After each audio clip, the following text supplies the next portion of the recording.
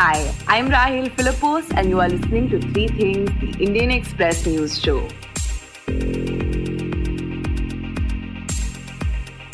In this episode, we talk about the violence over the issue of Maratha Reservation in Maharashtra. We also talk about how smaller cities across India witnessed infrastructural development ahead of the G20 Summit. But first, we give you an update on the Sanatan Dharma row. On Saturday, Udhayanidhi Stalin, who is the Minister for Sports and Youth Affairs in the Tamil Nadu government and is the son of Chief Minister M.K. Stalin, said, and I quote, "Few things cannot be opposed. They should be abolished. We can't oppose dengue, mosquitoes, malaria or corona. We have to eradicate them. In the same way, we have to eradicate Sanatana rather than opposing it," unquote.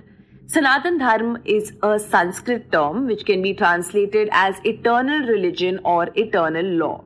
Author and mythologist Devdutt Patnaik, who explained the concept on the social media platform X, said that the word Sanatan does not appear in the Vedas. So in the 19th century, Samaj Hinduism was promoting education across castes and even amongst women. This was opposed by conservative Hindus who identified themselves as Sanatani Hindus who were maintaining ancient practices that promoted caste values and patriarchy. Now, the word Sanatan started being used in the Bhagavad Gita and refers to knowledge of the soul, which is eternal, and rebirth, which is eternal. Sanatan means eternal. And you can say that Sanatan Dharma refers to eternal religions which believe in soul and rebirth. It is also used by Jains and Buddhists to refer to their faiths because they also believe in rebirth. It is not used for religions that believe in one life, that is Judaism, Christianity, and Islam, which comes from the Middle East. Now, Udhayanidhi's remarks created an uproar, with various BJP leaders calling it an indication of the anti-Hindu leanings of the DMK and India coalition. Union Home Minister Amit Shah lashed out at the opposition India bloc, which DMK is a part of. And he said that the bloc is insulting this country's culture, history and Sanatan Dharma. सत्ता आपको चाहिए, मगर किस कीमत पर सत्ता चाहिए? 2 दिन से आप इस देश की संस्कृति का, इस देश के इतिहास का, सनातन धर्म का अपमान कर रहे हैं। इंडी अलायंस के 2 प्रमुख दल, डीएमके और कांग्रेस पार्टी, इनके बड़े नेता, एक वित्त मंत्री का बेटा और एक मुख्यमंत्री का बेटा, वो कह रहे हैं सनातन धर्म को समाप्त कर देना चाहिए। मुझे बताओ भाई। And Union Minister Rajnath Singh hit out at the opposition bloc's silence over Udhayanidhi's comments on Sanatan Dharma, warning that the nation will not forgive them unless they apologize. He asked why Congress leaders Sonia Gandhi, Rahul Gandhi and Ashok Gehlot are silent on the issue. और सनातन धर्म का के ऊपर भी चोट पहुंचाई जा रही है। इन्हीं के गठबंधन के लोगों ने, डीएमके ने चोट पहुंचाई है और इस पर कांग्रेस चुप्पी साफ कर बैठी हुई है। मैं गहलोत साहब से कहना चाहता हूं, आप क्यों नहीं बोलते? क्यों नहीं सोनिया जी बोलती? क्यों नहीं राहुल जी बोलते? क्यों नहीं खड़गे बोलते कि सनातन धर्म के बारे में आपकी सोच क्या है? और बहनों भाइयों, Meanwhile, the Congress party seemed divided over Udhayanidhi's statement.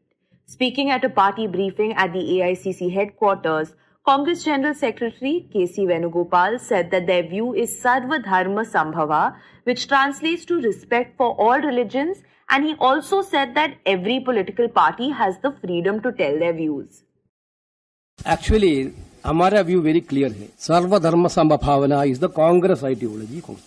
But you have to understand, every political party have their own freedom to tell their views. However, a section of Congress leaders are worried that these comments might have an electoral repercussion in the Hindi heartland. And another party in the India bloc, the Trinamool Congress, disagreed with Udhayanidhi's comments. TMC chief Mamata Banerjee said, and I quote, "I respect the people of Tamil Nadu and South India, but my humble request to them is to respect all as every religion has separate sentiments," unquote. On the other hand, the BJP IT cell chief Amit Malviya slammed Udhayanidhi for his remarks, saying that the minister was calling for the genocide of 80% population of Bharat who follow Sanatan Dharma. Hitting out at Malviya, Udhayanidhi said that he was spreading fake news. He also said, quote, "I never called for the genocide of people who are following Sanatan Dharma. Sanatan Dharma is a principle that divides people in the name of caste and religion. Uprooting Sanatan Dharma is upholding humanity and human equality," unquote. The minister also added that he was ready to face whatever cases the BJP file against him.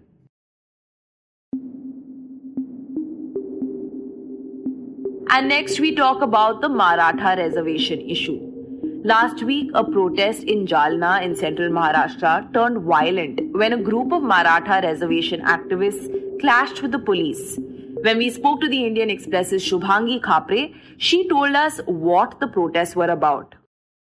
This Maratha activist, pro-Maratha reservation activist, his name is Manoj Zarange Patil. Now, he declared that he will go on indefinite fast, raising this demand for a Maratha reservation for the youths in government job and educational institutions, basically. And on Sunday, what happened is this police tried to go and kind of persuade him to shift to the hospital because his health was of concern. And the government also probably realized that if, anything happens to his health, it could lead to a sporadic kind of a reaction from the community across Maharashtra. So to avoid that kind of thing, that's what he says, that they tried to forcibly shift him from the place of demonstration to the hospital. And in that, there were clashes between the activists and the police. And because there was a huge, massive crowd around, the police were encircled by the protesters. And police says that they had to lob tear gases, and then they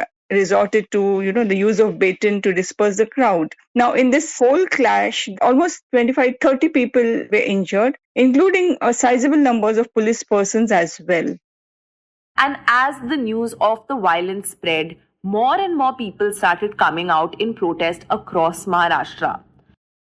And what was confined as just, protest in one place called Antarwali Sarati village in Jalna became an issue across Maharashtra. And Maratha activists across Maharashtra, across towns, talukas, villages, they started gathering together in their respective places and also held demonstrations. So that ramification of this one activist's indefinite fast turned into a bit of you can say violent as well as a sharp reaction. And on Sunday, the state transport buses came to a grinding halt. There was no movement from Solapur to Pune and some also towards Nasik. So this reaction was across Maharashtra, especially in the region of Marathwada, North Maharashtra and Western Maharashtra. Now, this demand for reservation has been a long-standing one in the state. In fact, the first such protest was held in 1981, which eventually fizzled out. Here, Shubhangi tells us why the community has been demanding reservations in government jobs and education for several years. It is a community with 33% population in Maharashtra, and Marathas have been the dominant community as far as politics of Maharashtra is concerned. Majority of the chief ministers in Maharashtra since the state's formation in 1960 were from Marathas, were Maratha leaders. And even now, later in 1980, 1990 onwards, a sizable Marathas also are with BJP as well as Shiv Sena and other parties. Now, Marathas with 33% population has always been the most influential and dominant political force to reckon with. Economically, it's a very prosperous community, but the problem is the majority of them were into the agriculture sector. Now, over the years, what happened is there has been a huge agriculture crisis with the division of, with the expanding families and the division of land and climatic changes, the agrarian crisis. The rural economy also has taken a huge beating. And in that, there has been a kind of a divide between the rich Marathas and poor Marathas. Now, the fallout we see, that the kind of reaction, why there's so much reaction for the reservation is also, one thing is the poor within the Maratha communities, they believe that, because they are deprived of reservation, the other communities are overtaking them as far as government jobs is concerned or as far as the representation is educational institution is concerned. So this kind of feeling within the poor Marathas is gaining ground because there's also a sense of helplessness.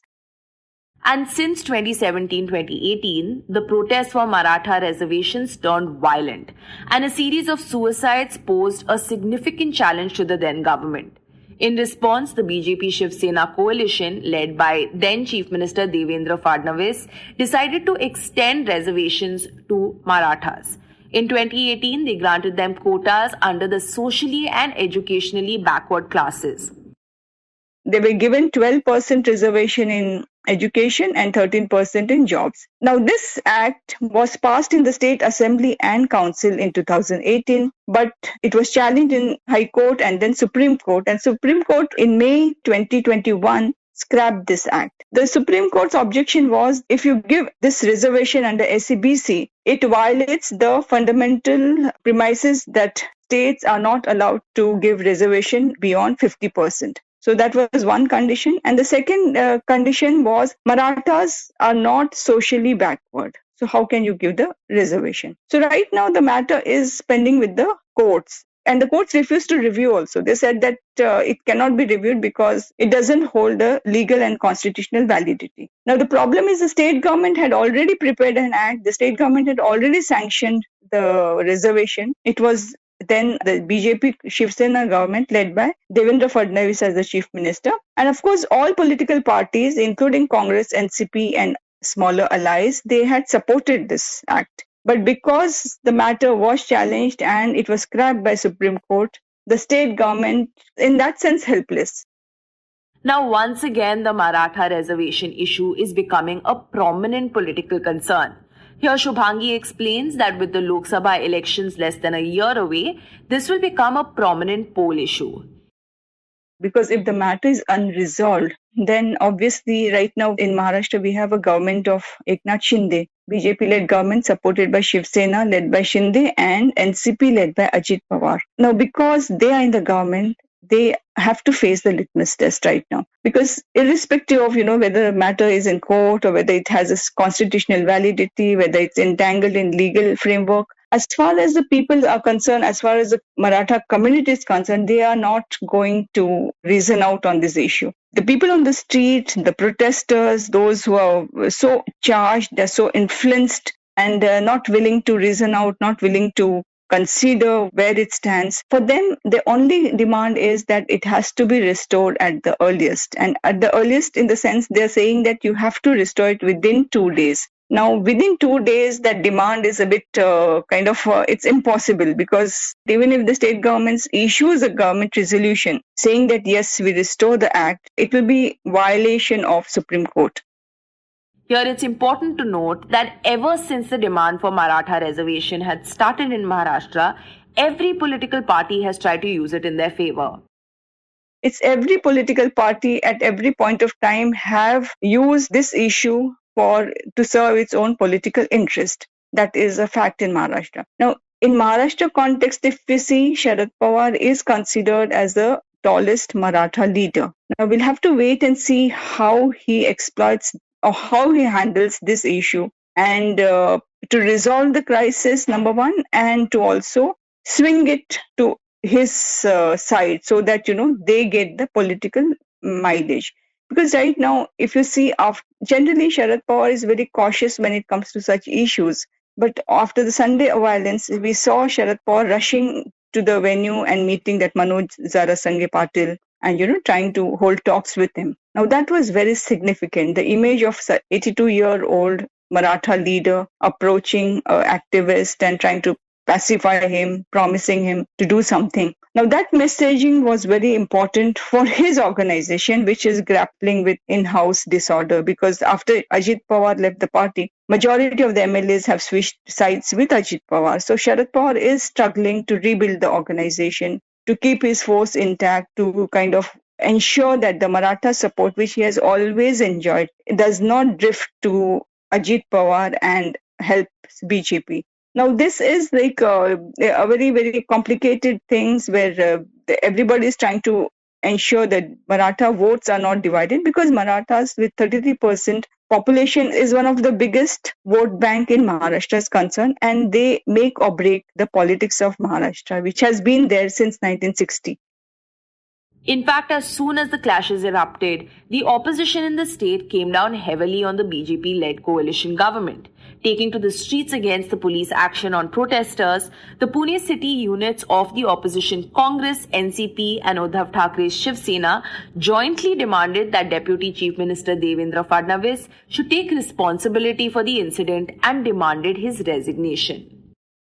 And he also holds home portfolio. Now, the police firing, the police lathi charge, which actually triggered this whole incident, which brought the protesters on the street and which, helped them to consolidate. Now, it is a challenge for BJP how they counter it, how they diffuse these tensions.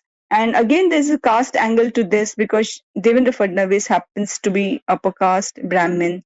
And historically, also in Maharashtra, there has been this, undercurrent where Brahmin versus Marathas or OBCs versus Maratha polarization has always been there. Now, Brahmins in that sense are not a sizable vote bank. They're just 3% of the vote share. But whenever the Maratha consolidation happens, its fallout is OBC consolidation. So if the Maratha consolidation is capitalized by Sharad Pawar and the opposition, then there are chances that BJP and its allies will try to get OBC to its fold to ensure that the OBC consolidation takes place.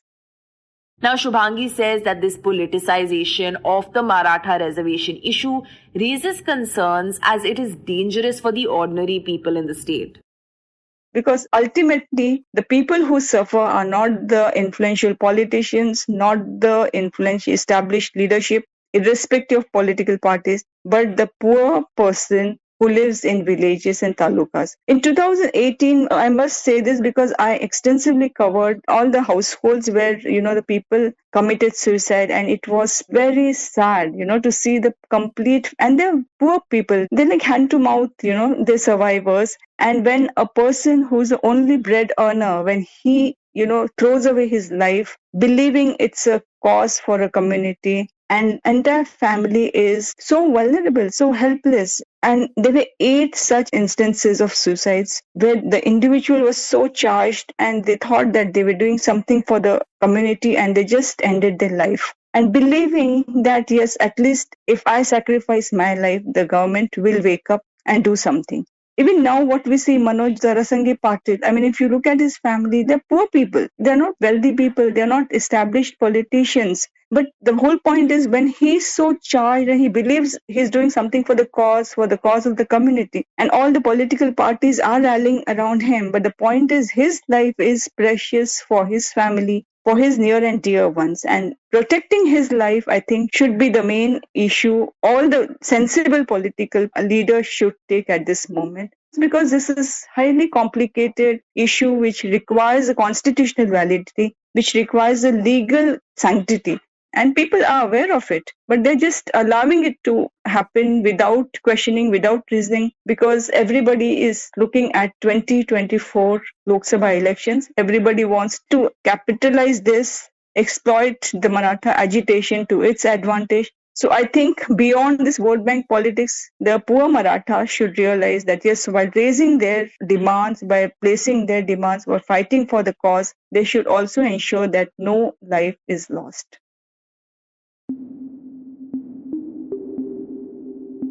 And in the end, we talk about how smaller cities across India were dressed up ahead of the G20 Summit. Later this week, India will be hosting the G20 Leader Summit in New Delhi. But in the run-up to the main event, hundreds of meetings were held across the country, in cities both big and small. These ranged from ministerial meetings to meetings of various working groups. The Indian Express's Divya A tells us more about these meetings and why they were unusual. So what we have seen in the last 9 months so far is more than 200 meetings which were held in 60 cities covering pretty much all Indian states. In fact, this is a rare thing, or this is the first which has happened, because most countries, when they have G20 meetings or related meetings before the big summit, it is mostly concentrated to the capital or some big cities, 3-4 big cities. It is never spread out to the entire length and breadth of the country, which is something that India has been able to pull off so far. Like Divya mentioned, these meetings took place in almost every Indian state other than Chhattisgarh. According to her, the big reason behind holding them all over the country instead of just in Delhi was to shine a light on India's diverse culture and heritage. See, the reason was that India has something which no other country in the world has, which is the geographical expanse, which is the diversity, which is the culture, which is a range of historical monuments. Because, international idea of the country so far has been about Delhi, Agra, Jaipur, the triangle which is very popular among the foreign tourist circuit. But this time the idea was to go beyond, push the limit, and kind of showcase the entire country to the world. This is also a political decision in many ways to also touch upon the things which are related to civilization and culture, which the world doesn't have so much awareness about. And as a byproduct of all these international level meetings, swathes of small town India underwent a massive makeover. Several tier 2 and tier 3 cities saw massive infrastructural development, with roads, highways, hospitals and hotels being built and spruced up in a relatively short period of time. One example that stands out in particular is in Khajuraho in Madhya Pradesh. Before the G20 Culture Working Group meeting that took place there in February, the residents of Khajuraho only had access to basic health facilities. But that changed in the run-up to the meeting. Divya tells us what happened. So Khajuraho, as everyone knows the place, you know it because of the UNESCO World Heritage Site of Khajuraho temples. But for the residents, there was a community health center, but it was very basic.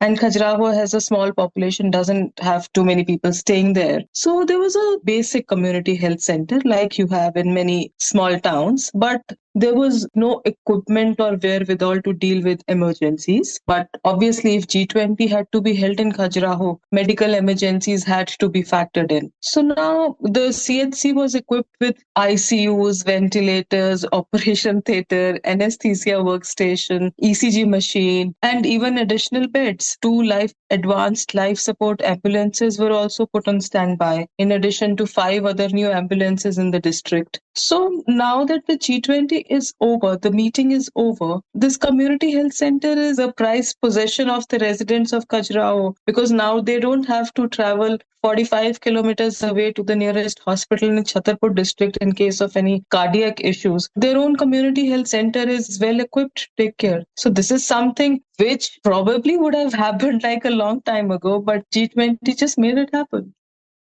And Khajuraho isn't the only city that underwent this sort of transformation. Cities like Srinagar, Diu, Siliguri and Ramnagar also saw massive development. Here Divya explains what was behind the push to develop these cities for the meetings. So when you have an international level meeting at any place, there are some prerequisites, there are some mandatory requirements that have to be taken care of. The first, it starts at the airport. So a lot of small Indian airports in cities like Khajuraho, in cities like Raipur, in Amritsar, in all these places, the terminals were expanded, the airports were upgraded, the runways were taken care of, everything was relayed. So you start at the airport and then the road from the airport to the hotel has to be taken care of. So a lot of these places saw new highways being built, road broadening happening, then medical facilities, because if you have international level delegates, be prepared in case of any health emergencies or any kind of medical emergencies. So there were places, smaller towns, which didn't have proper multi-speciality hospitals, and they were so suitably so equipped with life-saving equipment or all kind of wherewithal to handle such emergencies. Even, hotels were renovated, hotel staff were sensitized to deal with foreigners, to handle international visitors. The visa staff were sensitized. So there is a lot which went into each and every place before a meeting could be held. And that is how we see a lot of small Indian towns turning around because of the G20 meetings. Meanwhile, Srinagar, which was already declared a smart city, also saw a significant amount of development. Divya says that before the G20 meet that took place here in May, the city remained poorly equipped in terms of infrastructure. While the upgradation of infrastructure was part of the rupees 3,000 crore smart city project, the work was significantly expedited to make the city ready in time for the meet. So Srinagar saw turnaround in just a few weeks. The British era Polo View Market was spruced up. The roads leading to Mughal Gardens, where the delegates were taken for sightseeing, were revamped. Some high-end hotels were kind of, in terms of security, in terms of facilities, those things were taken care of. Then the roads leading to Chashma Shahi and the National Park, which is located around 20 kilometers from the city, were also spruced up. Then some huts were refurbished, if delegates or their families planned to extend their visit and, make a stopover. Even the Sher-e-Kashmir Convention Center, which was the venue of the G20 meet, was upgraded like never before. And the place is now ready to hold more meetings and conventions. And so infrastructure that incidentally happened because of the G20 is really going to help the smaller cities in the long run. One particularly impressive development initiative was undertaken in Gujarat, where work on the long-pending 32-kilometer-long stretch of National Highway 754 from Khapre to Dholavira in Kutch district intensified in December last year after authorities got instructions to complete the highway in time for a visit of G20 delegates to the archaeological site of Dholavira. We asked Divya about how the highway was constructed in time for the meet. That really is a fascinating story. So in February this year, the Run of Kutch in Gujarat saw the tourism working group meeting. And the idea was to have the meeting, the deliberations on Indo-Pak border village, and then also take the delegates to visit Dholavira, which is a Harappan era site. And India wanted to showcase its old civilization. But the road is about 300 kilometers long, and you can't take delegates on a 300-kilometer road journey. So a smaller highway was always the plan. In fact, it was a long pending project, and I think most of it was already done, but a 32-kilometer stretch from Khapre to Dholavira in Kutch was pending for a long time because of land acquisition and other, procedural issues. But when G20 was supposed to happen, the tourism working group meeting was supposed to happen, that kind of gives you a non-negotiable deadline. So in December, they knew that they had to finish it by the first week of February in all cases, come what may. So the work intensified as authorities got these instructions to complete the highway project in time for the delegates to visit Dholavira. The contractor was given instructions to increase the labor force. Machinery was deployed, as officials tell us. Then, the contractor also had to bring construction material like metal from faraway places. Finally, it came through. Things happened. Eventually, the delegates made their bus journey from Dhodo to Dholavira. And, even if G20 was a one-time thing, and it came and it went, this road is going to stay. And as people tell us that it is going to, help a lot in terms of tourism and also in terms of regular movement of villagers from one place to another and also generate employment opportunities. You were listening to 3 Things by the Indian Express. Today's show was edited and mixed by Suresh Pawar. It was written and produced by Utsa, Sarmin and me, Rahel Philipose. If you like the show, then do subscribe to us wherever you get your podcasts. You can also recommend the show to someone who you think will like it. Share it with a friend or someone in your family. It's the best way for people to get to know about us. You can also tweet us at Express Podcasts and write to us at podcast@indianexpress.com.